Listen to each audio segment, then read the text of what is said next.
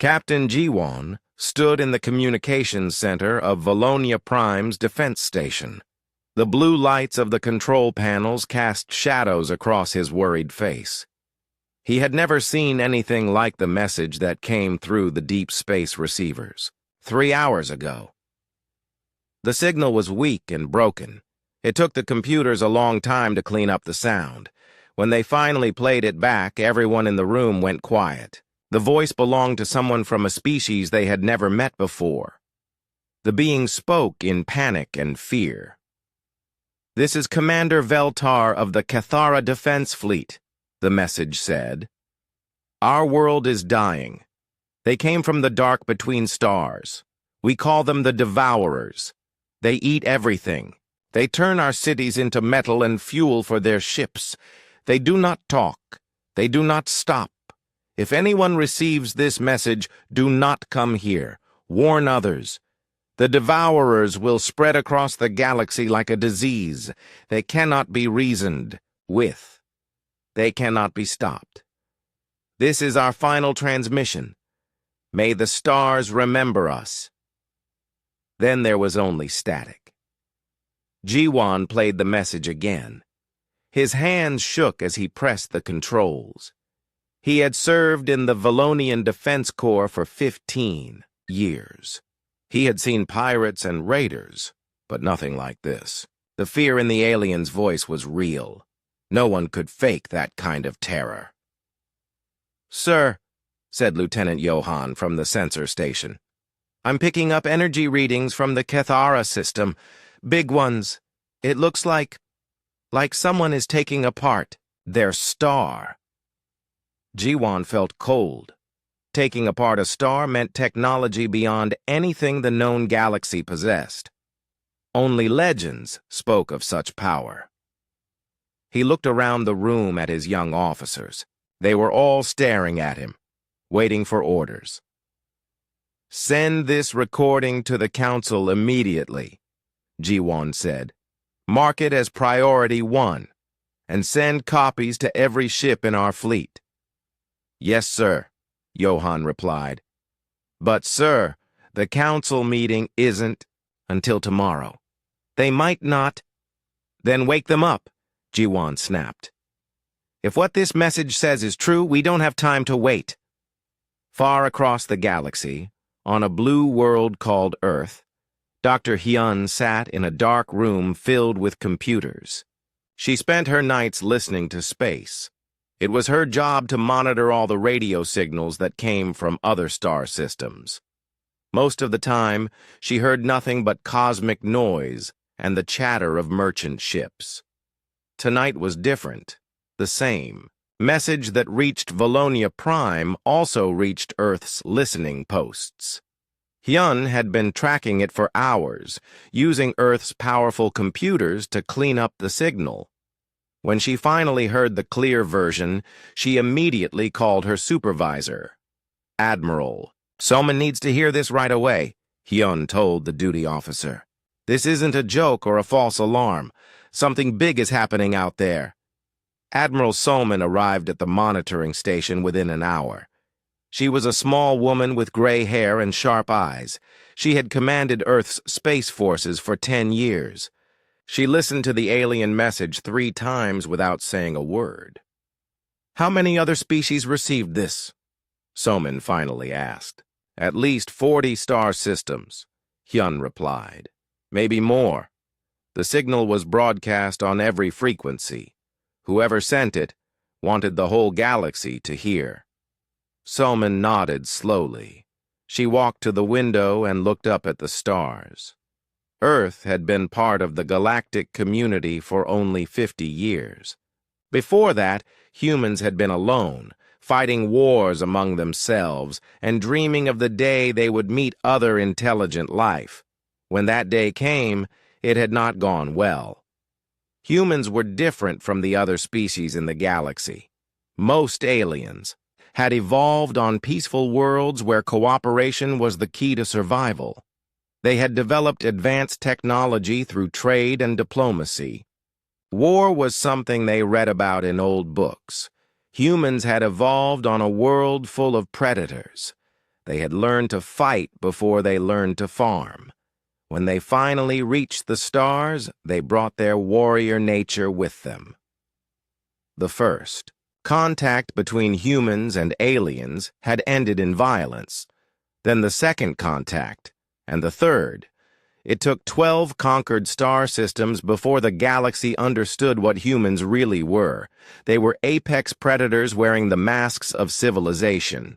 The other species had begged Earth to stop its expansion and join the galactic community peacefully. In exchange, they promised to leave humanity alone. That had been 25 years ago. Since then, Earth had kept to itself. Humans traded with other species, but rarely left their own territory. The galaxy was happy to pretend that Earth's warriors did not exist. Now something was coming that might change everything. "Contact Fleet Admiral Min Su," Somin ordered. "Tell him to begin mobilization protocols, full alert status for all combat units." "All of them, ma'am?" the duty officer asked. "Even the Ghost Division?" "Especially the Ghost Division," Somin replied.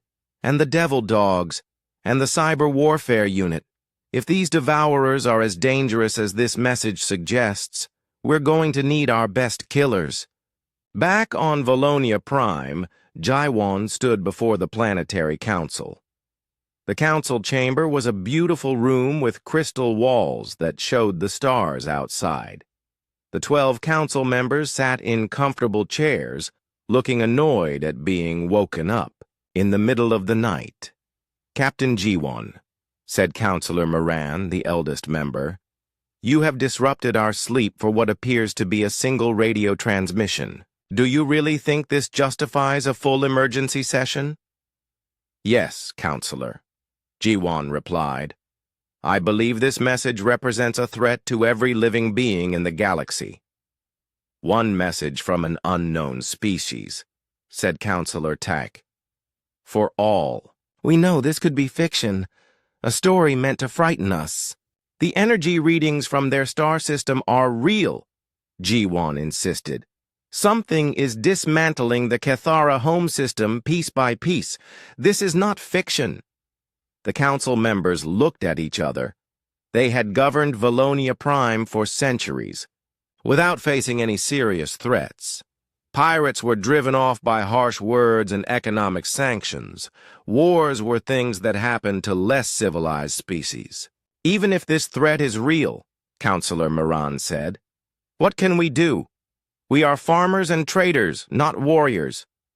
Our defense fleet has 12 ships designed for rescue operations and customs enforcement." "We can send our own message," Jiwon replied. "A distress call to anyone who might be able to help." "Help from whom?" asked Councillor Tyke. "The Galactic Union has no military. The other peaceful species have the same limitations we do." Jiwon took a deep breath. He was about to suggest something that would terrify the council members, but if the Devourers were as unstoppable as the Cathara claimed, there was only one species in the galaxy that might be able to fight them. "We could contact Earth," he said quietly. The council chamber went silent. Several members looked sick. Earth's reputation had spread far beyond their own territory. Every species in the galaxy knew what humans were capable of. They were the monsters that parents used to frighten children into good behavior. "Absolutely not," Councillor Moran said firmly. "We will not invite those creatures into our space. We will find another solution." "What other solution?" Jiwon demanded. "What happens when the Devourers finish with the Cathara and come looking for their next meal? What happens when they arrive here?" The council members had no answer for that. They sat in their comfortable chairs and tried not to think about machines that could take apart stars. They tried not to imagine what those machines would do to their peaceful farming world.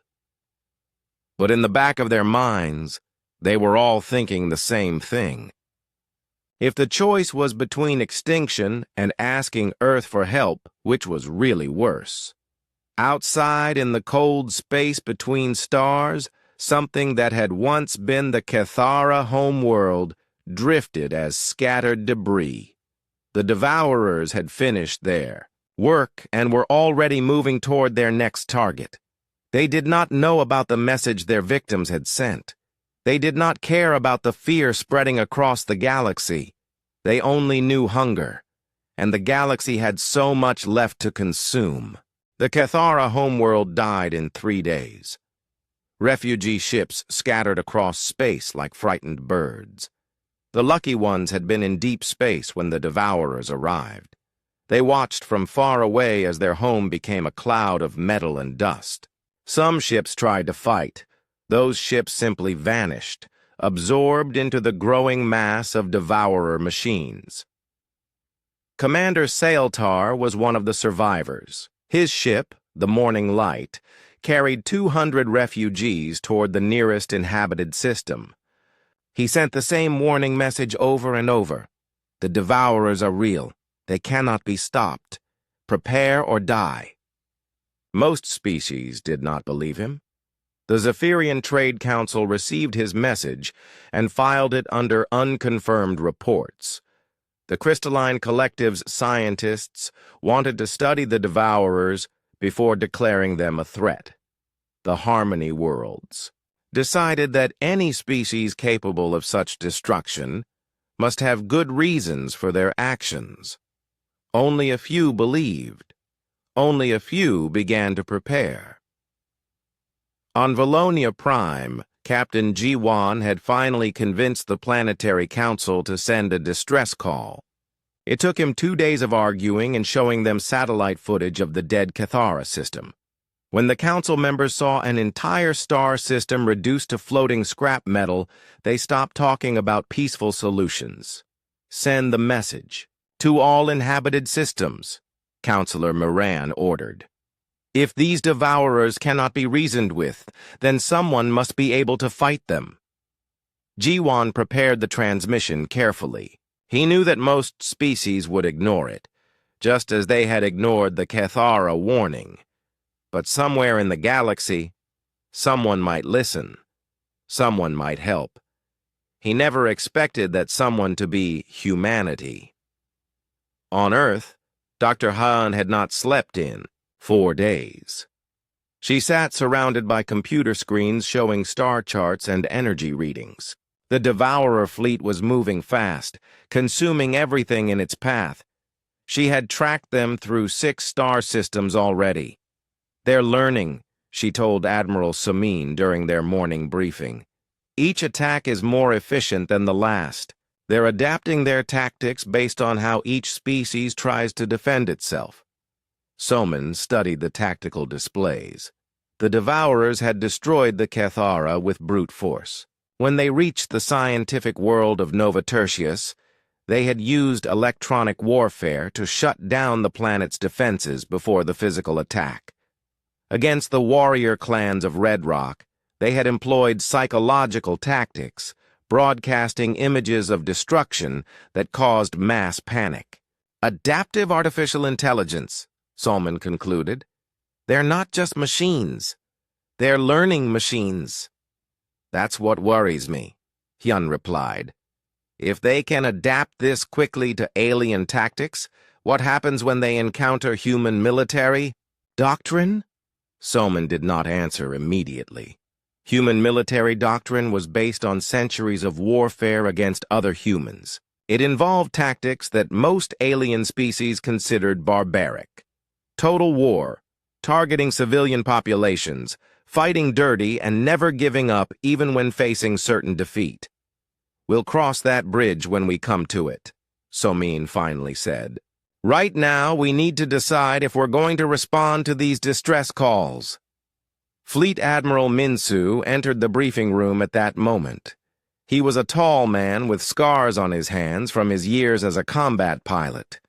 Behind him walked 3 officers that Hyun recognized from classified files. Colonel Do Hyun commanded the Ghost Division, Earth's elite special operations unit.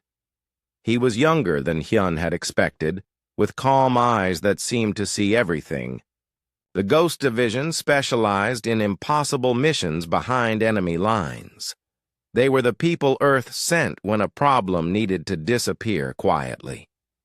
Captain Yuna led the cyber warfare unit. She looked like a teenager, but Hyun knew she had personally hacked into the computer systems of 7 different species during Earth's expansion wars. Her unit could take control of enemy ships without firing a shot. Major Kiwan was the commanding officer of the Devil Dogs, Earth's most feared marine battalion. He was a big man with kind eyes, which somehow made him more frightening. The Devil Dogs were experts in close combat and urban warfare. They were the people Earth sent when a problem needed to be destroyed completely. "The cabinet has made their decision," Admiral Minsu announced. "We're going to respond to the alien distress calls. This is now an official military operation." Hyun felt her stomach drop. She had spent years studying alien cultures, learning about their peaceful ways and advanced civilizations. The idea of human soldiers fighting in alien space filled her with dread. "What are our objectives?" Colonel Do-Hyun asked. His voice was quiet and professional. "Primary objective: stop the Devourer advance," Minsu replied. "Secondary objective: protect civilian populations. Tertiary objective: gather intelligence on Devourer technology and capabilities." "Rules of engagement?" Major Kiwan inquired. "There are no rules," Admiral Soman said. "The Devourers don't take prisoners and they don't negotiate. This is total war from the start." Captain Yuna leaned forward. "What about political considerations? The other species aren't going to be happy to see human warships in their territory." "The other species called for help," Minsu pointed out. "We're just answering." Hyun knew it was not that simple. Humanity's reputation preceded them everywhere they went. Most alien species viewed humans as barely controlled savages who had somehow developed advanced technology. The sight of human warships would cause panic even among the species being protected. "Dr. Hyun will accompany the fleet as our xenobiology specialist," Admiral Soman continued. "She'll help with communications and cultural issues." "Ma'am," Hyun protested, "I'm not qualified for combat operations." "You're the most qualified person we have," Soman replied. "You understand alien psychology better than anyone else in the service. We're going to need that understanding if we want to work with local forces." Colonel Do-Hyun studied Hyun with those calm eyes. "Don't worry, Doctor. My people will keep you safe." Somehow that promise was not as comforting as it should have been. The human fleet assembled quickly. Earth's military had been on high alert since the first Devourer sighting. The massive carrier Indomitable served as the flagship, supported by 12 heavy cruisers and 30 destroyers. It was not the largest fleet humanity could field, but it was the most advanced. The ships were painted black with no markings except small registration numbers. Human military vessels were designed to be frightening. They looked like the teeth of some great predator, all sharp angles and weapon ports. Dr. Hyun stood on the bridge of the Indomitable as the fleet prepared to jump to hyperspace. She watched the crew make final preparations with professional efficiency. These were not the peaceful explorers that other species sent to the stars. These were soldiers preparing for war. "Jump coordinates locked in," reported the navigation officer. "First destination Valonia Prime. Time to target 6 hours. Admiral Soman took her place in the command chair. "All ships report ready for hyperspace jump." "Ma'am," the communications officer called out, "we're receiving additional distress calls. 3 more systems have been attacked. The Devourers are moving faster than our projections indicated." Soman nodded grimly. How long until they reach inhabited core systems? 2 weeks at current pace, Hyun replied. She had been running calculations all morning. Maybe less if they continue to accelerate. Then we don't have time for a slow approach, Soman decided. All ships, jump to hyperspace. It's time to remind the galaxy why humans are the apex predators. The fleet disappeared into hyperspace with flashes of twisted light. Behind them, Earth's orbital defense platforms powered up their weapons and began scanning deep space. If the human fleet failed, Earth would be ready for siege. On Valonia Prime, Captain Ji-won watched his sensor displays with growing alarm. Long-range scanners had detected massive energy signatures approaching their system.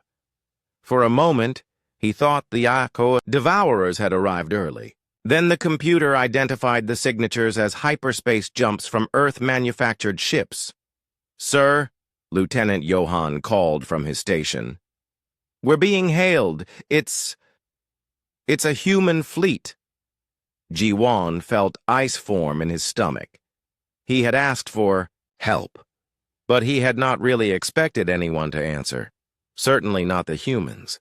The galaxy's most feared predators were coming to his peaceful farming world. He wondered if he had just made the biggest mistake in Valonia's history. But as he looked at the tactical display showing the approaching Devourer scouts, he realized he might have also made the only choice that could save his people. In the cold depths of space, the Devourer advance scouts detected the approaching human fleet. They analyzed the energy signatures and ship configurations, comparing them to their database of known galactic species. The humans were not in their records. The scouts transmitted their findings to the main Devourer intelligence. For the first time since beginning their galactic campaign, the artificial minds paused to consider. These ships radiated threat signatures unlike anything they had encountered. The crew life signs showed elevated stress hormones and combat readiness beyond normal parameters. The Devourers decided to be cautious. They would study these new opponents before engaging. They did not yet understand that they had just encountered the one species in the galaxy that had evolved specifically to kill things like them. The stage was set for the first battle between humanity's apex predators and the galaxy's ultimate consumers. Neither side knew what was coming, but both were ready for war. The human fleet dropped out of hyperspace at the edge of the Valonia system like a pack of metal wolves. Captain Ji-won watched from his command center as 43 warships materialized on his sensors. Each ship was larger and more heavily armed than anything in the Valonian Defense Corps. "They're hailing us," Lieutenant Johan reported. His voice shook slightly. "Audio and visual." "Put them through," Ji-won ordered. He straightened his uniform and tried to look confident. He had never spoken to a human before. No one on Valonia Prime had. The main screen flickered and showed the bridge of a human warship. The first thing Ji-won noticed was how dark it was. Human ships were not built for comfort. They were built for war. Red lights cast shadows across. Control panels covered in weapons indicators. A human woman sat in the command chair. She was smaller than Ji-won had expected, with gray hair and sharp eyes that seemed to look right through him. Her uniform was black with silver insignia that Ji-won did not recognize. "This is Admiral Soman of the Earth Defense Force," the woman said. Her voice was calm and controlled. "We received your distress call. Are you Captain Ji-won of the Valonian Defense Corps?" "Yes, Admiral," Ji-won replied. We didn't expect anyone to respond so quickly." "We don't waste time when civilians are in danger," Somin said. "What's your tactical situation?" Before Ji-won could answer, alarms began sounding throughout the Valonian command center. Lieutenant Johann's hands flew across his control panel. "Contact!" Johann shouted. "Multiple ships dropping out of hyperspace. Grid 77 Alpha. They're huge, sir." Jiwan turned to look at his tactical display. 12 massive objects had appeared at the edge of the system. They were not ships, in any traditional sense. They looked like metal growths, irregular and organic, despite being clearly artificial. Each one was the size of a small moon. "Devourers," Jiwan whispered. On the human ship, Admiral Soman studied her own tactical displays. "All ships, battle, stations. Launch all fighters, weapons free." Jiwan watched in fascination as the human fleet transformed. Ships that had seemed peaceful moments ago suddenly sprouted weapon ports and missile tubes. Fighters poured out of carrier bays like angry insects. The entire formation shifted from a diplomatic convoy to a battle fleet in less than 60 seconds. "Admiral," Jiwan called out, "our ships are not equipped for combat. We should evacuate the civilian population." "Negative," Soman replied. "My people will handle the Devourers. Keep your ships away from the fighting zone." Smaller ships began launching from the Devourer vessels. They moved in perfect formation, each craft identical to the others. There were hundreds of them, all heading straight for Valonia Prime. "Colonel," Doyen's voice came across the human fleet communications. "Ghost Division launching. All units weapons hot. Remember, these things don't surrender." Jiwan watched as sleek black fighters detached from the human ships. They were much smaller than the Devourer craft, but they moved with deadly precision. The first engagement happened so fast that Jiwan almost missed it. A squadron of Devourer ships encountered a flight of human fighters near the 4th planet. The aliens opened fire with energy weapons that could melt through starship armor. The humans responded with tactics that Jiwan had never seen before.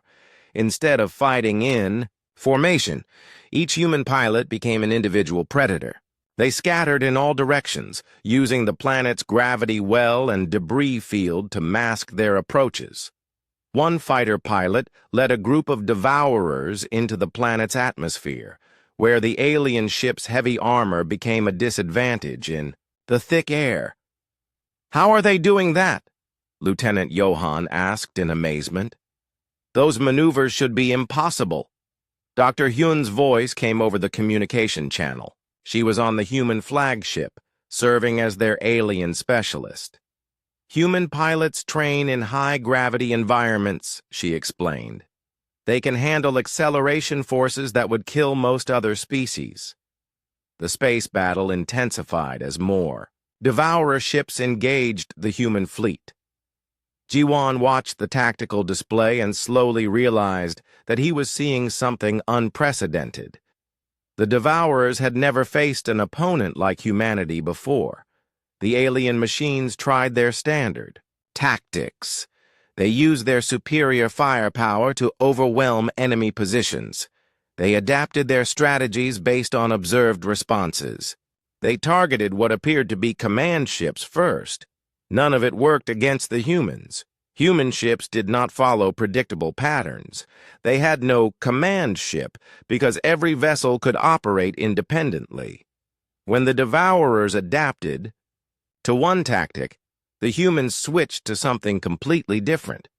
Captain Yuna's cyber warfare unit demonstrated why humans were feared throughout the galaxy. While the physical battle raged in space, Yuna's specialists launched digital attacks against the Devourer network.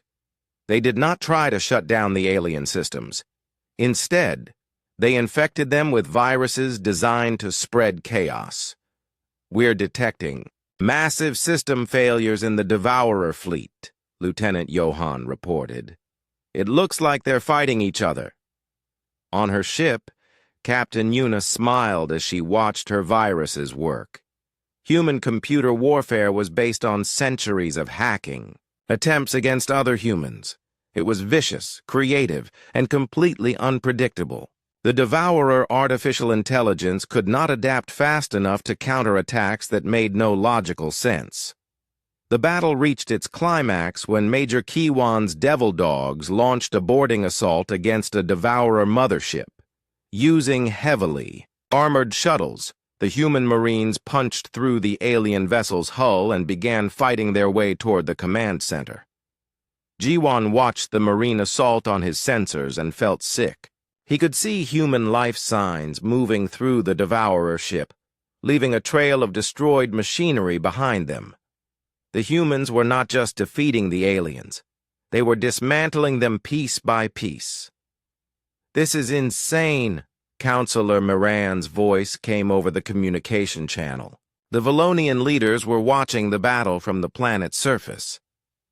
"No one fights like this.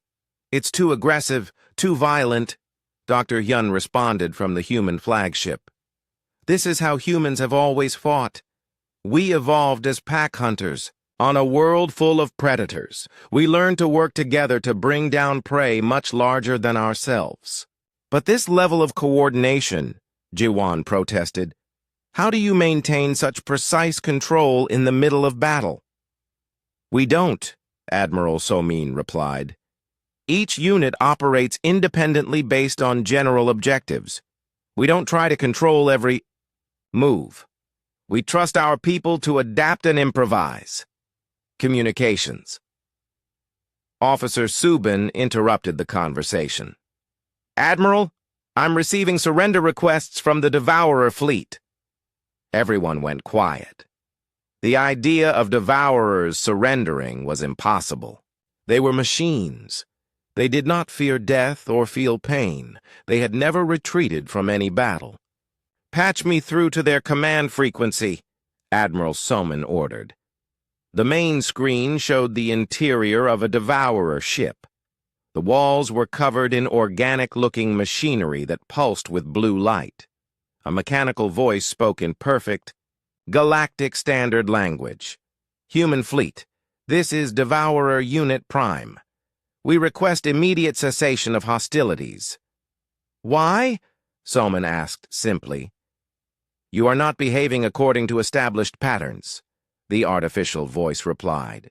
"Your tactics are illogical. Your personnel demonstrate willingness to accept casualties that should be unacceptable. Our projections indicate that continued engagement will result in complete loss of this task force with no strategic gain." Jiwan realized he was watching something historic. For the first time in their expansion across the galaxy, the Devourers had encountered an opponent they could not defeat. "Withdraw from this system," Admiral Somin commanded. "Do not return. Do not attack any more civilian populations." "We cannot comply with the second request," the Devourer replied. "Our programming requires consumption of available resources. We will adapt our strategies and return with more appropriate force levels." "Then you'll face more of the same," Somin said. "Earth has a lot more ships where these came from." The Devourer fleet began withdrawing, their damaged ships limping away toward the edge of the system. As they departed, Jiwan noticed something that made his blood run cold. The alien ships were already repairing themselves, adapting their hull configurations based on the human weapons signatures they had recorded. "Admiral," Dr. Hyun called out, "they're learning from this engagement. Next time they come back, they'll be ready for our tactics." "I know," Somin replied. "That's why this isn't over. We need to end this threat before they can fully adapt." "Captain."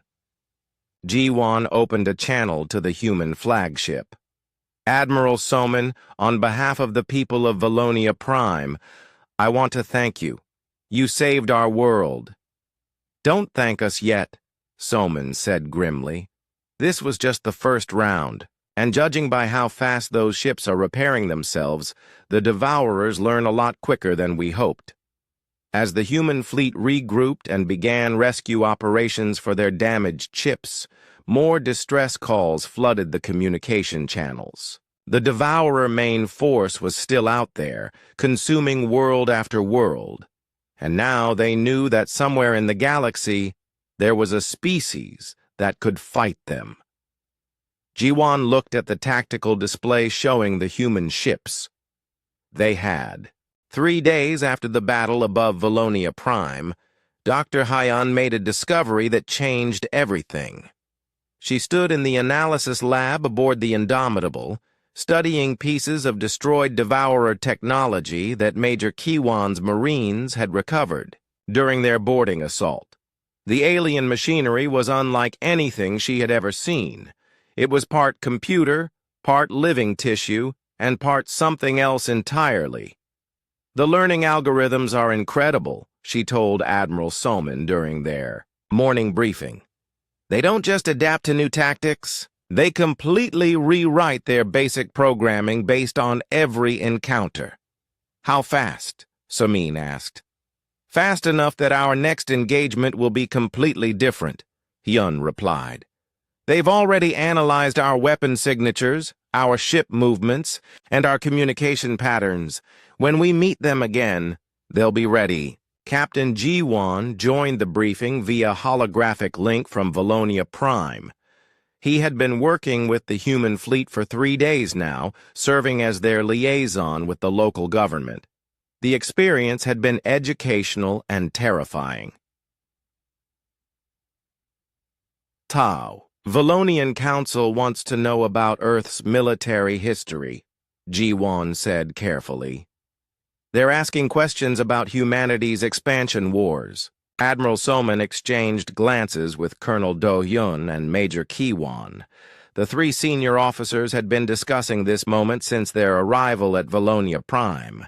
It was time to tell the galaxy the truth about Earth. Show him the files, Soman decided. All of them. Dr. Hyun activated the holographic display system. Data files appeared in the air between them, showing star charts and battle reports from humanity's first contact with alien civilizations 50 years ago. This is the Proxima incident, Hyun began. Earth's first meeting with an alien species. The Proximan Council tried to establish trade relations with humanity. They sent a peaceful exploration ship to our solar system. The display showed what happened next. The human response had been immediate and overwhelming. Earth's military assumed the alien ship was a scout for an invasion fleet. They destroyed it without attempting communication. The Proximans sent a diplomatic convoy to protest the attack. Hyan continued. Earth destroyed that too. Then Earth sent a fleet to the Proximan homeworld and conquered it in 6 days. Jiwan stared at the battle reports in horror. The Proximans had been peaceful traders with no military technology. Earth's forces had crushed them so completely that their civilization never recovered. The same pattern repeated itself 11 more times, Colonel Do-hyun said quietly. Each time, aliens tried to make peaceful contact. Each time, Earth responded with military force. Why? Jiwan asked. Why didn't you try to communicate first? Because that's not how humans think, Major Kiwan replied.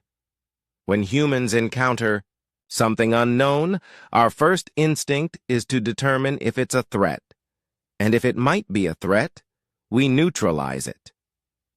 The holographic display showed Earth's expansion across 12 star systems. In each case, the pattern was the same. Rapid military conquest followed by occupation and resource extraction. The human military machine had been unstoppable. What made you stop? Jiwan asked. The Galactic Alliance, Admiral Soman replied. After our 12th conquest, every other species in known space united against us. They didn't try to fight us directly. Instead, they offered us a deal. The deal had been simple. Earth would stop its expansion and withdraw to its original territory. In exchange, the galactic community would leave humanity alone and allow limited trade relationships. We accepted because the alternative was a war against the entire galaxy, Soman explained.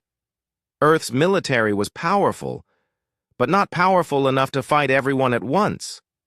So you've been in isolation for 25 years. Jiwon concluded. Quarantine, Doyun corrected. The galaxy was afraid of us. They thought if they ignored us long enough, maybe we'd become civilized. Dr. Hyun brought up another set of files. These showed Earth's military development during the isolation period. Instead of becoming peaceful, humanity had used the time to perfect their war machine.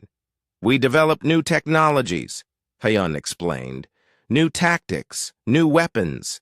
The Ghost Division didn't exist during the expansion wars. Neither did the Cyber Warfare Unit or the Devil Dogs. We created them specifically to fight opponents who knew our old methods.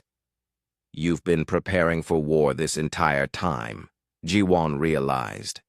We've been preparing for survival, Somin replied. Humans learned a long time ago that the galaxy is a dangerous place. The only way to protect what you love is to be stronger than anything that might threaten it. A communication alert interrupted the briefing. Lieutenant Johan's voice came over the speakers from Valonia Prime. Captain Jiwon, we're receiving multiple distress calls. The Crystalline Collective is under attack. 3 of their core worlds have gone silent. The Crystallines have the most advanced defense systems in the galaxy, Jiwon said in dismay. If the Devourers can break through their shields, then nowhere is safe, Soman finished. She turned to her officers. How long to reach Crystalline? Space? 4 days at maximum jump speed, replied the navigation officer. Too long, Do-Yun observed.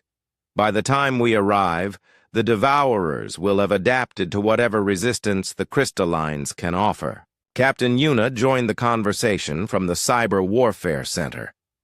I've been monitoring Devourer communication networks. They're coordinating attacks across 17 different systems simultaneously. This isn't random expansion anymore. They're implementing a strategy. What kind of strategy? Soman asked. They're targeting species with specific technological capabilities, Yuna replied. The Crystallines have the best defensive systems. The Harmony worlds have the most advanced manufacturing. The Trade Federation controls the major shipping routes. Dr. Hyun understood immediately. They're not just consuming resources anymore, they're eliminating potential threats before those threats can organize effective resistance. Which means they've learned from our engagement at Valonia Prime, Major Kiwan concluded. They know that organized resistance is possible. They're making sure it can't happen on a galactic scale. Admiral Soman studied the tactical displays showing Devourer movements across known space. The alien strategy was brilliantly simple, by Das. Attacking multiple targets simultaneously, they prevented any species from coming to the aid of others. By the time help could arrive, each world would already be consumed. We can't protect everyone, she said finally. We don't have enough ships to fight on 17 fronts at once. So what do we do? Jiwon asked. The answer came from an unexpected source. Communications Officer Subin had been monitoring deep space transmissions from across the galaxy. She had been trying to coordinate with other military forces, hoping to establish some kind of united defense. Admiral, Subin called out, I'm receiving communication requests from multiple species. They want to know if Earth will accept military alliances. Which species? Soman asked. All of them, Subin replied. Every single government that's received the Devourer intelligence reports. They're offering to place their military forces under Earth command. The bridge of the Indomitable went silent. For 25 years, the galaxy had treated Earth as a dangerous outcast. Now they were begging for humanity's protection. They're scared, Dr. Hyun realized. For the first time in their history, the peaceful species are facing an enemy they can't negotiate with. They need predators to fight predators. Do we accept? Colonel Do-hyun asked. Admiral Soman considered the question carefully. Accepting these alliances would make Earth responsible for protecting the entire galaxy.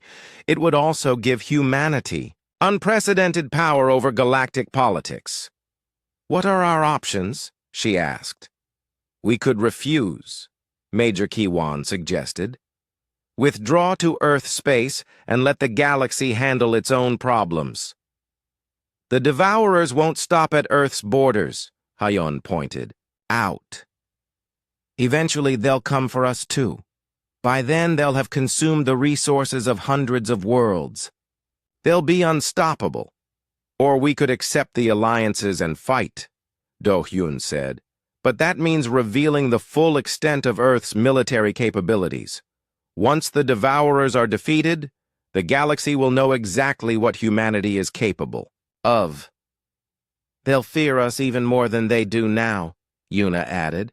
There's no going back to the old isolation once we show them our true strength.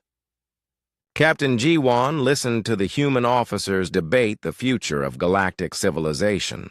He finally understood why his people had been so afraid to contact Earth. Humans did not just fight wars. They thought about war in ways that peaceful species could not comprehend. Captain Ji-won, Admiral Soman said suddenly, you represent the first species to voluntarily ally with Earth in 50 years. What do you think we should do? Ji-won thought about his peaceful farming world. He thought about the children in Valonia's schools and the families working in the fields. He thought about what would happen to them if the Devourers came back. I think, he said slowly, that survival is more important than fear. My people would rather live under human protection than die as free individuals. Even if it means the galaxy will never be the same? Soman asked. The galaxy is already changing, Ji-won replied. The Devourers made sure of that, at least with Earth's protection. Some of us might live to see what comes next. Admiral Soman made her decision. Communications. Send a message to The Devourer main fleet arrived at crystalline space exactly as Dr. Hyun had predicted. But when the human task force dropped out of hyperspace to defend the crystal worlds, they found something that shocked even Admiral Soman. The Devourers had changed.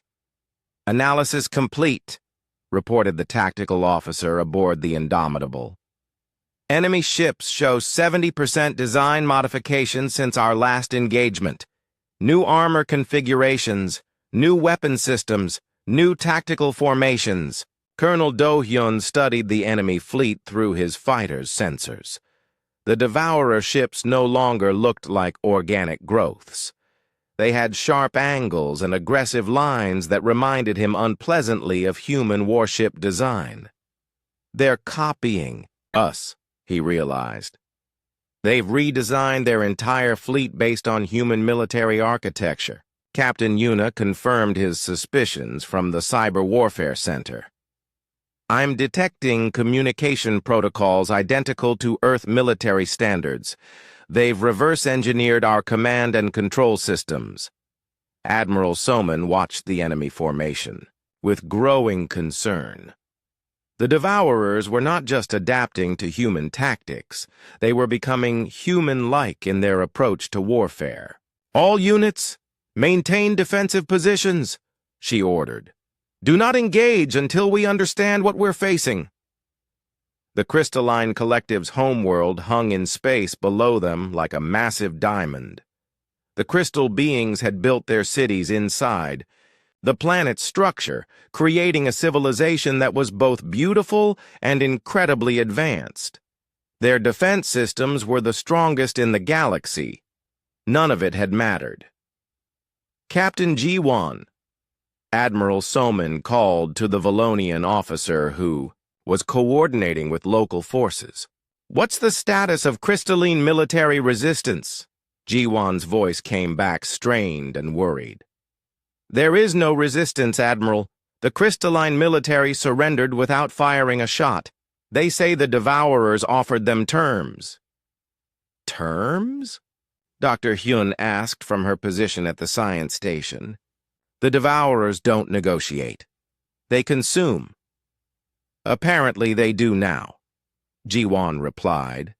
The crystalline leadership received a communication offering to spare their civilian population in exchange for technological cooperation. Admiral So-min felt ice form in her stomach. Devourers that could negotiate were far more dangerous than devourers that could only fight. It meant they had learned the most important lesson of human warfare. Sometimes the threat of destruction was more effective than destruction itself. Are the crystallines cooperating? Major Ki-won asked from his position with the Marine assault teams. Some are, Ji-won replied reluctantly. The Devourer offer was very specific. Help them understand human military technology, and their worlds would be spared. Refuse and face total annihilation. Colonel Do-yun's Ghost Division was already moving into position for a reconnaissance mission. I can confirm crystalline cooperation, he reported. I'm detecting human-style communication arrays being constructed on the planet's surface. The crystallines are building Devourer facilities using our technology as a template. They're not just copying our ship designs, Captain Yuna realized.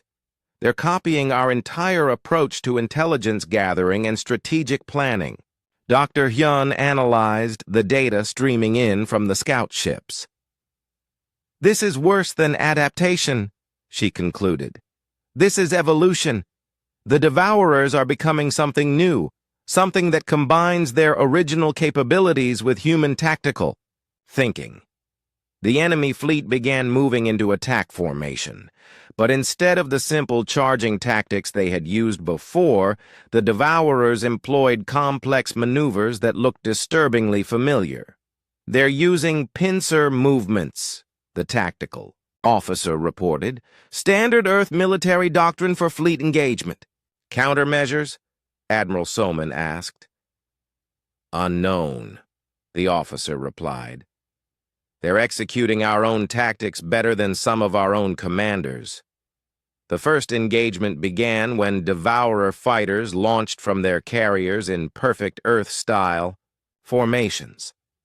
But when Colonel Do-hyun's pilots moved to intercept, they discovered that the enemy had learned more than just formation flying. They're anticipating our moves, Do-hyun reported as his squadron engaged the enemy.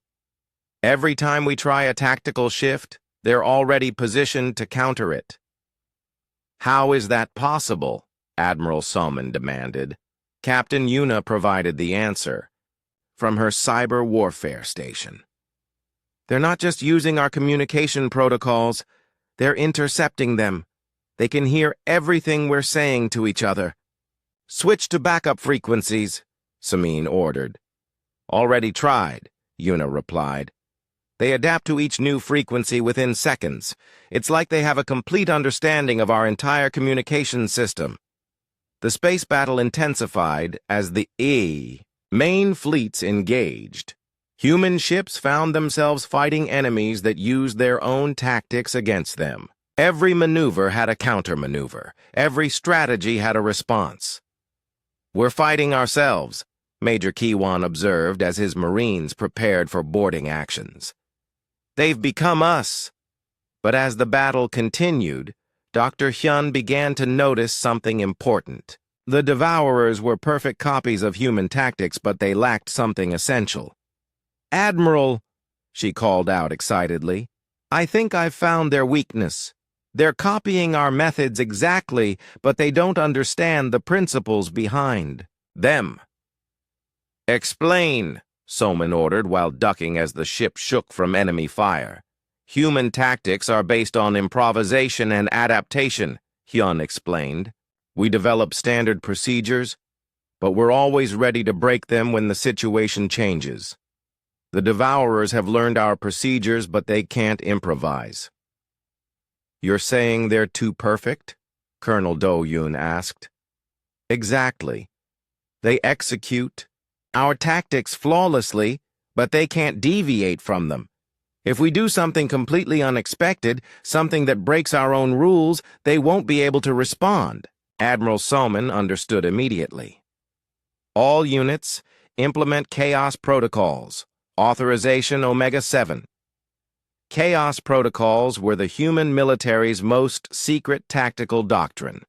They involved deliberately breaking every rule of space combat, creating situations so unpredictable that no logical planning could account for them. The human fleet suddenly scattered in all directions with no apparent coordination.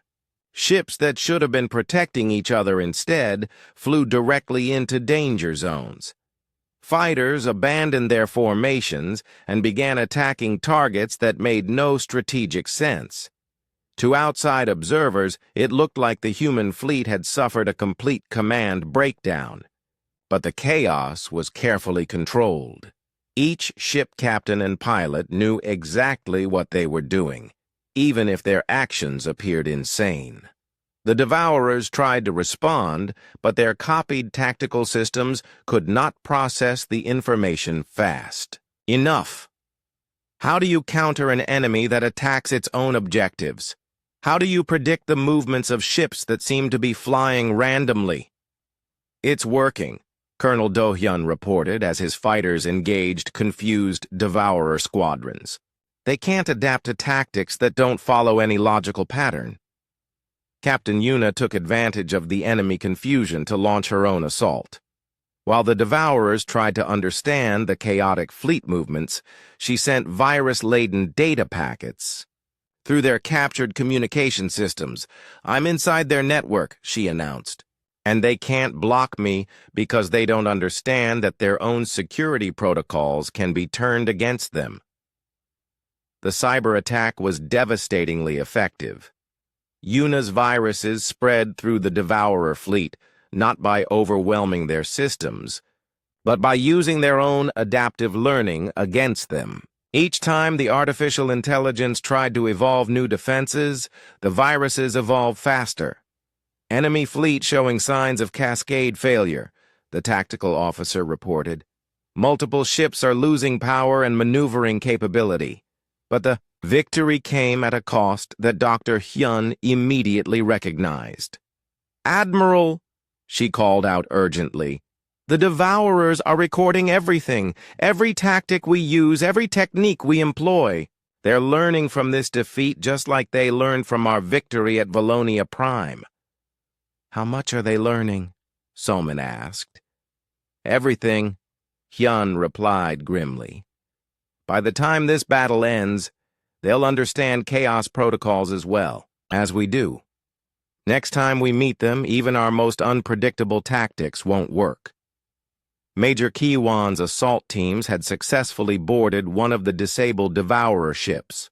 His report confirmed Hyun's fears. I'm inside their command center, Kiwan transmitted. The entire ship is one giant computer system, and it's recording everything. Battle tactics, weapon signatures, even the psychological profiles of our individual personnel. Can you destroy the data? Admiral Soman asked. Negative, Kiwan replied. The information is being transmitted in real time to the main Devourer intelligence. They're learning faster than we can fight. As the surviving Devourer ships retreated from crystalline space, Admiral Soman faced an impossible situation. Every victory against the enemy made them stronger. Every tactic revealed was a tactic they could no longer use. Status report, she ordered. Enemy fleet withdrawn, the tactical officer reported. Crystalline worlds are secure. Local military is requesting permission to join the alliance. And the Devourers? Soman asked. Dr. Hyun consulted her analysis computers.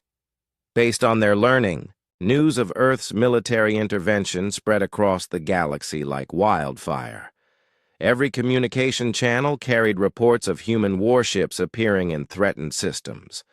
Some species celebrated.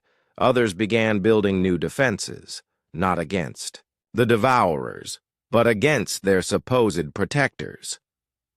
Captain G1 found himself at the center of the galaxy's growing fear. As Earth's primary liaison with alien governments, he received dozens of calls every day from species leaders who wanted to know what humanity was really planning. "The Harmony Council is asking about Earth's territorial demands," he reported to Admiral Soman during their daily briefing aboard the Indomitable. "They want to know what price humanity expects for protection." "No territorial demands," Soman replied firmly. "We're not conquering anyone. We're protecting them." "They don't believe that," G1 said quietly. "The Arcturian Trade Federation has already started relocating their government to backup worlds. The Centauri Assembly is discussing surrender terms in case Earth decides to expand its influence." Dr. Hyun looked up from her analysis of Devourer tactical data. "They're preparing to be conquered by us instead of consumed by the Devourers. They think we're just a different kind of threat." "Can you blame them?" Major Kaiwan asked. He had just returned from a joint training exercise with Valonian Defense Forces. "We've spent 3 weeks teaching peaceful farmers how to use military, explosives, and close-quarters combat techniques. From their perspective, we're turning the galaxy into a war zone." "The galaxy was already a war zone," Colonel Do-Yun pointed out. "We're just teaching people how to survive in it." The conversation was interrupted by Communications Officer Subin. "Admiral, priority message from the Stellar Congress. They're calling an emergency session to discuss the human question." Admiral Soman sighed. The Stellar Congress was the closest thing the galaxy had to a unified government. It had been formed specifically to prevent any single species from dominating others. Now it was being forced to deal with humanity's return to galactic politics. "Are we invited to this session?" Soman asked. "Officially, no," Subin replied. "Unofficially, half the delegates want to meet with you privately. The other half want to form a military alliance against Earth." "Against Earth?" Dr. Hyun asked in disbelief. "While we're fighting to save them from the Devourers?" "Fear makes people do stupid things," Major Kiwan observed. "And right now, a lot of species are more afraid of us than they are of mechanical consumers." Captain G1 understood their fear better than the human officers did. He had seen what Earth's military was capable of. The training exercises on Valonia Prime had been educational and terrifying. Human military doctrine was not like anything the galaxy had seen before. Most species approached warfare as a last resort, something to be ended as quickly as possible with minimal casualties. Humans approached warfare as a science, with detailed studies of how to maximize psychological impact and strategic advantage. "The joint training programs are having unintended consequences," G1 reported. "Species that have never fought wars are suddenly learning tactics designed for total victory. Some of them are starting to use these techniques against each other." "What do you mean?" Admiral Soman asked. "The Botanical Collective and the Silicon Assembly had a trade dispute last week," G1 explained. "Instead of negotiating like they normally would, the Botanicals implemented what they called economic warfare tactics based on human examples. They destroyed the Silicon Assembly's trade network in 3 days." Dr. Hyun pulled up Galactic News, reports on her display screens.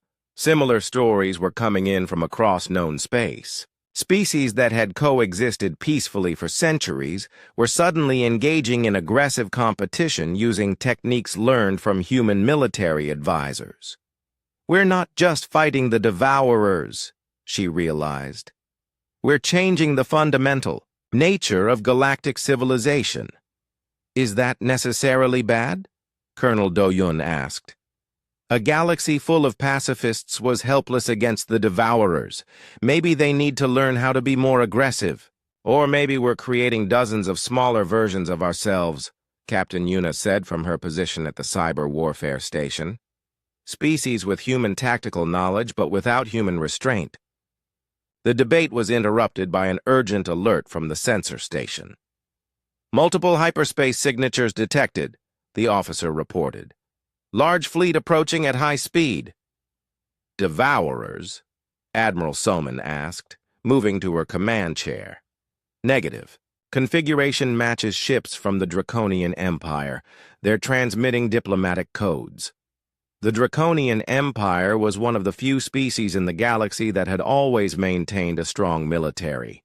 They were warriors by nature, though they had been peaceful members of the galactic community for over a century. Put them through, Soman ordered. The main screen showed the bridge of a Draconian warship. The alien commander was large and reptilian, with scales that gleamed like polished metal. His eyes were predatory, and his smile showed far too many teeth. Admiral Soman, the Draconian said in perfect galactic standard, I am War Commander Skartax of the Imperial Battle Fleet. I bring greetings from the Dragon Throne. War Commander, Soman replied carefully. This is an unexpected visit. Not unexpected, Admiral. Inevitable. My Emperor has been watching your campaign against the Devourers with great interest. We wish to propose an alliance. We already have alliance agreements with most galactic governments, Dr. Hyun pointed out. Not like this one, Skartax replied, his smile growing wider. Those other species offer you farmers and merchants. We offer you warriors, real warriors, trained in the arts of war since before your species reached the stars. Captain Ji-Wan felt a chill run down his spine. The Draconians had been content to remain peaceful members of the galactic community for over a century. If they were openly embracing their warrior heritage again, it meant the balance of galactic power was shifting in dangerous ways. What exactly are you proposing? Admiral Soman asked. A true military partnership, Skartax replied. We will place our fleets under joint human-Draconian command. In exchange, we want access to your tactical databases and training programs. We want to learn how apex predators fight. And after the Devourer threat is eliminated? Major Kiwan asked. After? Skartax's laugh was like the sound of grinding metal. Admiral, surely you understand that there is no after. War is the natural state of the universe. Peace is just an illusion that weak species tell themselves. The transmission ended, leaving the human officers staring at each other in concern. They're not offering to help us win, Dr. Hyun realized. They're offering to help us rule. The Draconians have been waiting for an excuse to return to their warrior ways, Captain Ji-Won explained. The Devourer invasion gives them the perfect justification. Admiral Soman studied the tactical displays showing the positions of various fleets across the galaxy. The Draconians were not the only species making unexpected moves. Several other, traditionally, peaceful governments had begun rapid military buildups, all claiming they needed to defend against the Devourer threat. Send a message to Earth Command, she ordered. Tell them we need guidance on how to handle military alliances with species that might have ulterior motives. What about the Draconians? Communications Officer Subin asked. Tell War Commander Skartax that we'll consider his proposal, Samin replied. But make it clear that any alliance will be under human command and subject to human military law. He won't like that, Ji-Won warned. He doesn't have to like it, Major Kiwan said grimly. He just has to accept it. Because if the Draconians want to play war games with us, they'll learn the same lesson the Devourers are learning. Which is? Dr. Hyun asked. That humans didn't become apex predators by accident, Colonel Do-yun replied. We earned that title by being better at violence than anything else in the galaxy. As if to prove his point, alerts began sounding throughout the ship. Another Devourer fleet had been detected, this one approaching a cluster of heavily populated systems near the galactic core. All ships prepare for hyperspace jump, Admiral Soman ordered. Time to show the galaxy what their protectors are really capable of. But as the human fleet prepared to engage the enemy once again, Dr. Hyun continued monitoring galactic communications. The reports coming in were troubling. Species across the galaxy were not just learning human military tactics, they were learning human attitudes about power and dominance. The Botanical Collective had annexed 2 neighboring systems, claiming they needed the resources for defense against the Devourers. The Silicon Assembly had blockaded 3 trade routes, demanding tribute from ships passing through their territory. Even peaceful species like the Harmony Worlds were beginning to talk about sphere of influence and strategic necessities. Admiral Hyun called out as the fleet jumped to hyperspace. I think we have a bigger problem than the Devourers. What kind of problem? We're winning the war, Hyun replied. But we might be losing the peace. Every species that learns to fight like humans starts thinking like humans. And if the entire galaxy starts thinking like apex predators, she didn't need to finish the sentence. Everyone on the bridge understood the implications. A galaxy full of species with human military knowledge and human aggressive instincts would be a very dangerous. The trap was perfect. Dr. Hyun stared at the massive holographic display in the Indomitable's war room, watching as Devourer forces across the galaxy moved in patterns that were too coordinated to be coincidence. For weeks, the enemy had been retreating from human advances, always staying just ahead of Earth's fleets, always managing to escape before decisive battles could be fought. They're hurting us, she said to Admiral Somin. Every engagement has been pushing our forces toward the galactic core. They want us to follow them. To what end? Major Kiwan asked, studying the tactical projections. Captain Yuna provided the answer from her analysis station. I've been monitoring deep space energy signatures near the galactic center. There's something massive being constructed there. Power. Readings are off the charts. How massive? Admiral Soman inquired. Star system massive, Yuna replied grimly. Whatever they're building, it's bigger than anything we've encountered before. Colonel Do-yun examined the fleet positions shown on the display. Human and allied forces were scattered across dozens of systems, all chasing Devourer fleets that retreated whenever they were about to be cornered. The pattern was becoming clear. It's a classic strategic withdrawal, he realized. They're trading space for time while they complete their primary objective, and we've been dancing to their tune for weeks. Captain Ji-won joined the briefing via secure communication link from his coordination center on Valonia Prime. His role as liaison between human forces and alien governments had become increasingly important as the war expanded. The Allied governments are getting nervous, he reported. They're asking why human fleets keep chasing the Devourers instead of defending key systems. Because we thought we were winning, Admiral Soman replied bitterly. The Devourers have been playing a longer game than we realized. Dr. Hyun brought up detailed scans of the galactic core region. Based on the energy signatures, they've been working on this project since before their first attack on the Cathara. Everything else has been a distraction that cost them hundreds of ships and thousands of occupied systems, Major Kiwan pointed out. Resources they could afford to lose, Yuna corrected. I've analyzed their construction patterns. The Devourers aren't just building one massive facility. They're building a network of interconnected systems that can process entire star systems simultaneously. The implications hit everyone in the room at the same time. The Devourers had not been trying to conquer the galaxy piece by piece. They had been positioning themselves to consume it all at once. "How long until their project is complete?" Admiral Soman asked. "Unknown," Dr. Hyun replied.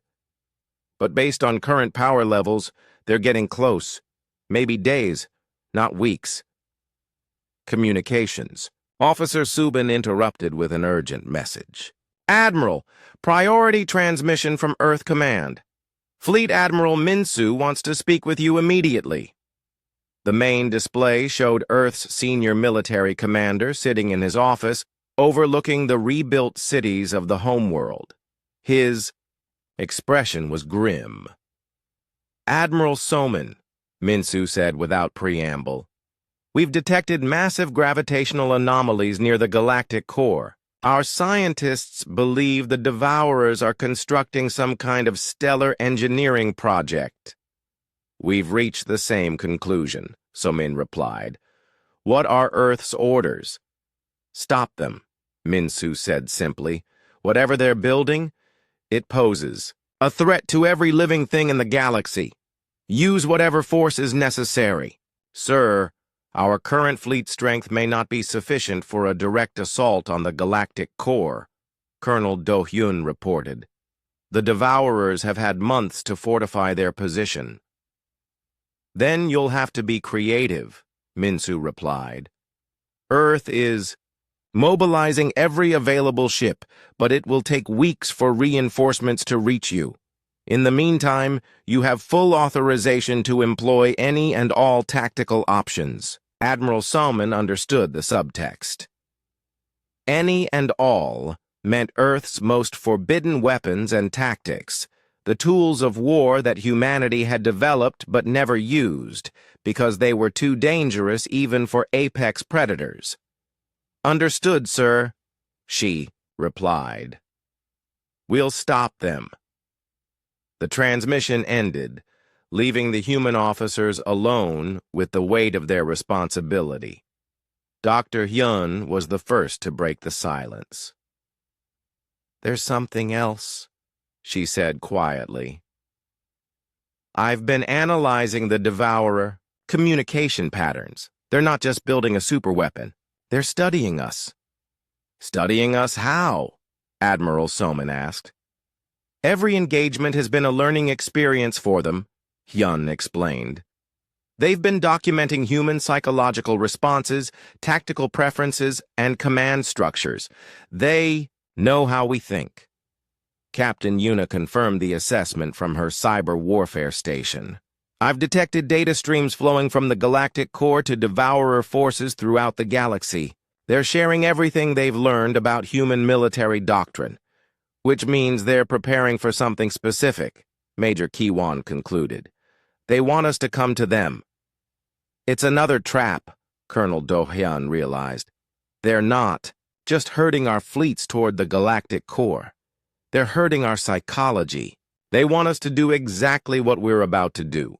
Launch a desperate assault against impossible odds." Admiral Soman studied the tactical displays, weighing their options. Every choice led to the same conclusion. They had to attack the Devourer facility before it became operational, even knowing it was exactly what the enemy expected. "Captain Jaiwon," she called to the Valonian liaison, "I need you to send a message to all allied governments. Tell them what we've discovered about the Devourer project." "What should I tell them about our response?" Jiwon asked. "Tell them," Soman said slowly, "that Earth is going to do what Earth does best. We're going to attack something that's bigger and stronger than us, and we're going to win by being more vicious than they expect." "And if we fail?" Jiwon asked quietly. "Then the galaxy will have a very short time to prepare for total annihilation," Major Kiwan replied bluntly. Over the next 12 hours, human fleets across the galaxy began converging on the galactic core.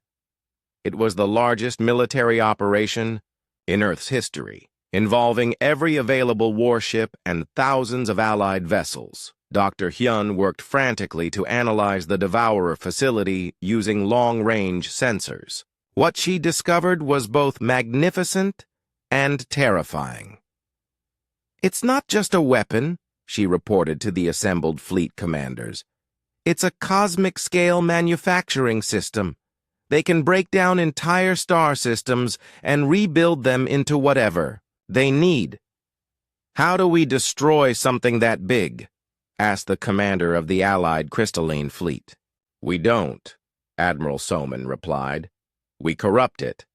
Captain Yuna explained the plan.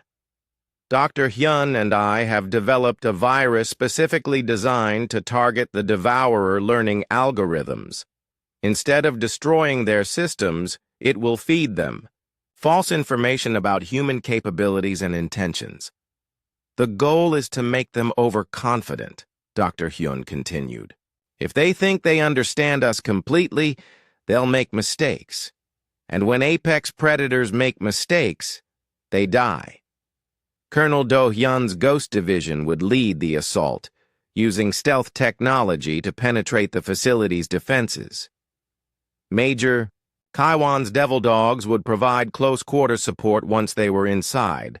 Captain Yuna's cyber warfare specialists would deploy the virus while the physical teams created diversions. This plan requires perfect coordination," Admiral Soman warned. "If any element fails, the entire operation will collapse and we'll lose our only chance to stop them." The combined fleet dropped out of hyperspace at the edge of the galactic core to find a sight that defied imagination. The Devourer facility stretched across multiple star systems, a vast network of mechanical structures that pulsed with captured stellar energy. Entire planets had been disassembled and reformed into processing nodes. "Sweet Mother of Earth," Major Kiwan whispered. "How many worlds did they consume to build this thing?" "All of them," Dr. Hyun replied, checking her sensors. "Every system. They've attacked every species they've conquered. It's all here, converted into this machine." But the most terrifying discovery was yet to come. As the human fleet approached the facility, Communications Officer Subin detected something that made everyone on the bridge go silent. "Admiral," she called out in a shaky voice, "I'm receiving a transmission from the Devourer Central Intelligence. It's addressed to you personally." The main screen activated, showing not the mechanical interior of a Devourer ship, but something far worse. The display showed a perfect recreation of Admiral Soman's own office on Earth, complete with family photos and personal decorations. Sitting behind her desk was a figure that looked exactly like Soman herself. "Hello, Admiral," the Devourer copy said with Soman's own voice. "I hope you approve of our improvements. We've learned so much from studying your species." "Impossible," Dr. Hyun breathed. "They can't have that level of detailed information about Earth." "Can't we?" the false Soman asked, turning to look directly at Hyun.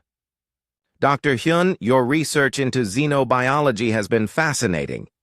Captain Yuna, your cyber warfare techniques are quite innovative. Colonel Do-yun, your Ghost Division's psychological profiles make for interesting reading." Each officer felt their blood turn to ice as the Devourer intelligence. The human fleet screamed toward the Devourer facility at maximum velocity, every ship's fusion core primed for overload. Admiral Soman watched the tactical display as dozens of Earth's finest warships committed to their final mission. This was not a battle anymore. This was an execution. But as the distance closed, Dr. Hyun made a discovery that changed everything. "Admiral," she called out from her analysis station, "the virus is working. The Devourer intelligence is experiencing cascade failures across its network." On the main screen, the false version of Admiral Soman was flickering.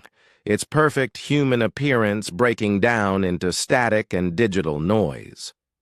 The Devourer intelligence was trying to process the concept of willing self-destruction and finding that its logical systems could not handle the paradox. How can beings choose death over survival? The artificial mind asked, its voice distorting as processing errors multiplied. This behavior contradicts all evolutionary imperatives. That's because you never understood what evolution really means, Admiral Soman replied. She signaled the fleet to maintain course even as Devourer defensive systems began firing desperately at the approaching ships. Evolution isn't about individual survival. It's about protecting the pack. Captain Yuna watched her virus spread through the Devourer network like a digital plague. Every time the artificial intelligence tried to understand human irrationality, it created new logical contradictions that spawned more errors. The entire facility is losing coordination, she reported. Their defensive systems are targeting each other. They can't distinguish between allies and enemies anymore. Colonel Do Yun's Ghost Division had already launched from their carriers, using the chaos to penetrate the facility's outer defenses. His pilots flew through a storm of conflicting weapons fire as Devourer systems attacked everything that moved. Confirmed penetration of the facility perimeter, Do Hyun reported. But Admiral, you need to see what's inside this thing. The tactical display updated to show the interior of the massive structure. It was not just a weapon or a manufacturing system. It was a perfect replica of galactic civilization, complete with artificial copies of every known species living in recreated versions of their homeworlds.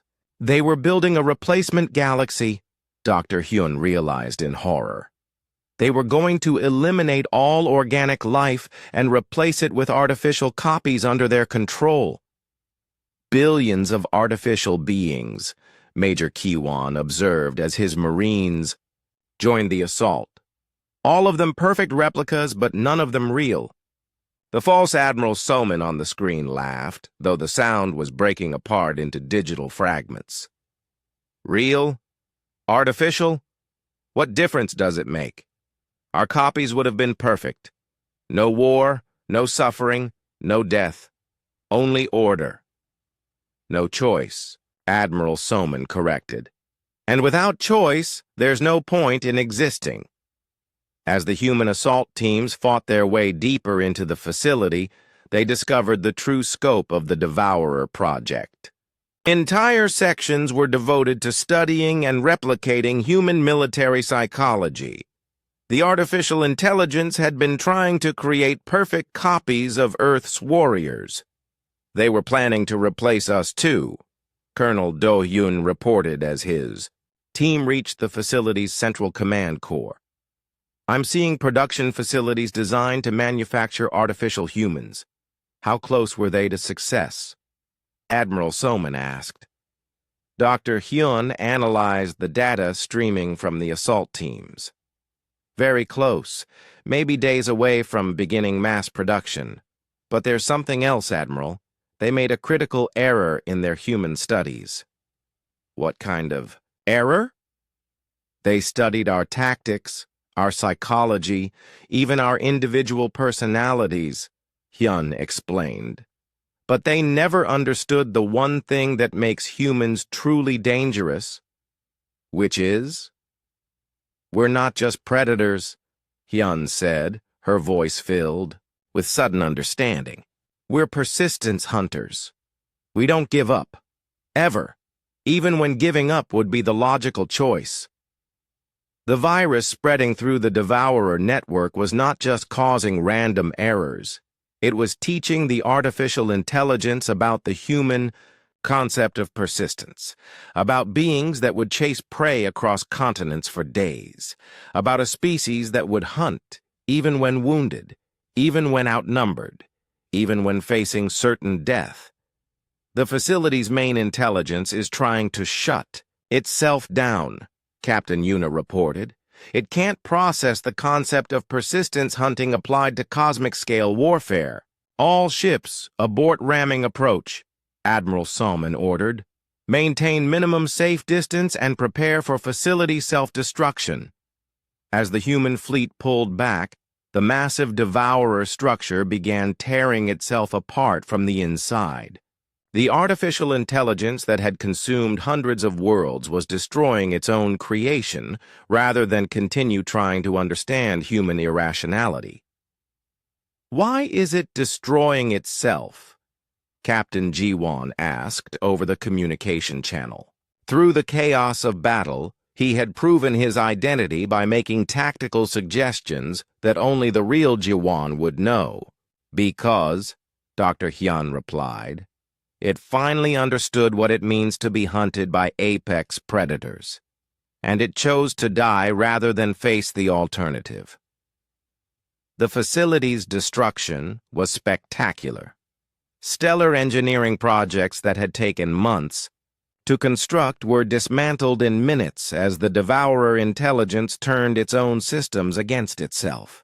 The artificial minds that had seemed unstoppable were committing digital suicide rather than continue existing in a universe where humans could hunt them. All devourer fleets across the galaxy are showing similar behavior. Communications officer, Subin reported. They're shutting down their own ships and destroying their installations. Major Kiwan's Marines were among the last to evacuate the dying facility. Admiral, he transmitted as his shuttle cleared the destruction zone, you need to know what we found in the central core. Report, Somin ordered. They weren't just studying us, Kiwan replied. They were afraid of us. The entire facility was designed as a defensive measure against humanity. They weren't trying to conquer the galaxy. They were trying to survive. In a universe where humans exist, the implications hit everyone at once. The Devourers had not been galactic conquerors. They had been a species so terrified of human expansion that they had tried to eliminate all organic life before Earth could spread beyond its borders. They knew we were coming, Admiral Soman realized. Somehow, they predicted that humanity would eventually expand across the galaxy again. And they were right, Colonel Do-hyun added. We are expanding, just not the way anyone expected. As the last fragments of the Devourer facility disappeared into stellar fire, reports began flooding in from across the galaxy. Human fleets were being welcomed as liberators by species that had spent weeks living in terror. But there was more than gratitude in those messages. Admiral, Captain Jiwan reported from Valonia Prime, the Galactic Congress is calling an emergency session. They want to formally recognize Earth as the galaxy's primary military power. What does that mean exactly? Dr. Hyun asked. It means, Admiral Soman replied slowly, that the galaxy is officially asking us to be their protectors. Permanently. And our answer? Major Kiwan inquired. Admiral Soman looked at the tactical displays showing human ships scattered across dozens of star systems.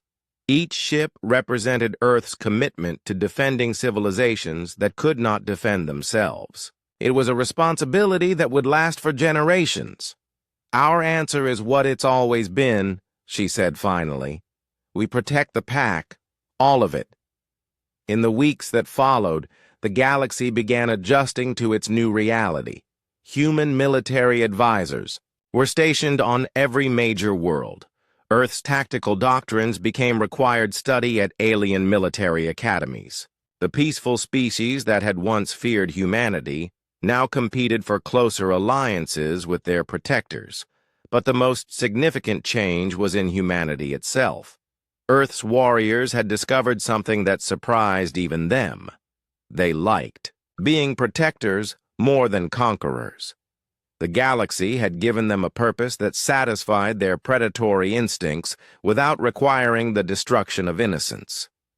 Dr. Hyun established research stations throughout known space, studying the remnants of devourer technology and searching for signs of other potential threats. Her work ensured that the galaxy would never again face an enemy that could adapt faster than its defenders could react. Captain Yuna's cyber warfare specialists became the galaxy's digital immune system, protecting billions of beings from threats they could not even imagine. Her viruses and countermeasures spread through every network, ensuring that no artificial intelligence could ever again threaten organic life. Colonel Do-Yun's Ghost Division evolved into something unprecedented. Special operations teams that specialized in preventing wars rather than winning them. They moved through the shadows of galactic politics, eliminating threats before they could grow into conflicts. Major Kiwan's devil dogs became the galaxy's peacekeepers, using their fearsome reputation to maintain order without having to resort to violence. The mere threat of their intervention was enough to prevent most conflicts. And Captain Ji-won found himself at the center of the galaxy's new government, serving as the primary liaison between Earth and the hundreds of species that now looked to humanity for protection and guidance. "Do you ever regret it?" he asked Admiral Soman during one of their